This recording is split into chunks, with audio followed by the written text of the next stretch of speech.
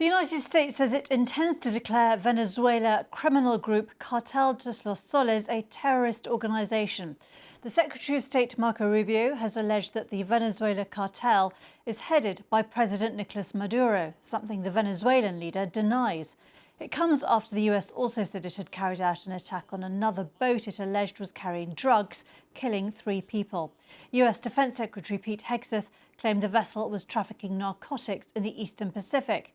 The US has carried out nearly 24 strikes in international waters over the past few weeks, killing more than 80 people. The Pentagon has yet to publicly share evidence that those the US killed are in fact drugs traffickers. Well, speaking to reporters, President Trump said he is open to talks with the Venezuelan President Nicolás Maduro. Update on Venezuela, Mr. President? On Venezuela, update? No update on Venezuela. With the designation of that cartel associated with Maduro, does that mean that the U.S. government can target Maduro's assets or infrastructure inside Venezuela? It allows us to do that, but we haven't said we're going to do that. And we may be having some discussions with Maduro, and we'll see how that turns out.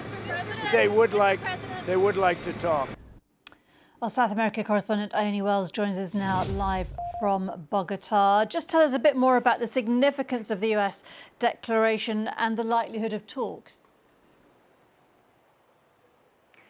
The context of this is really important. As you mentioned, the US has been carrying out this military campaign in the Caribbean and Eastern Pacific. It has struck more than at least 21 vessels, killing at least 83 people, which it alleges are drug trafficking vessels.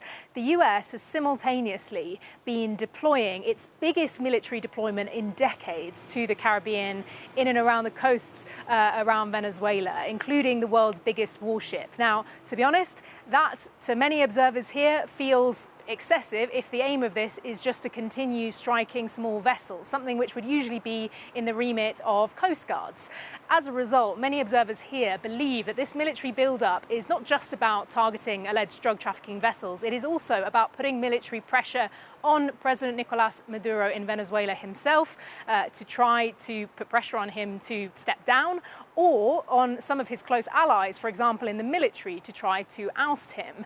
Now, this military pressure has been ramping up over the last couple of weeks. And what Marco Rubio has now said is that on the 24th of November, the US intends to designate the Cartel de los Soles as a terrorist organization. Now, the Cartel de los Soles isn't really sort of officially a cartel in the traditional sense. It is the name that the US uses to describe an alleged criminal organization involved in activities like drug trafficking, like illegal mining, which the US alleges Nicolás Maduro is the head of. They haven't publicly provided evidence of his direct involvement. It's something he always has denied. But this characterization from the US is important because it essentially means that by their own definition, they would see him as someone who could be targeted under the guise of their wider crackdown on alleged drug trafficking.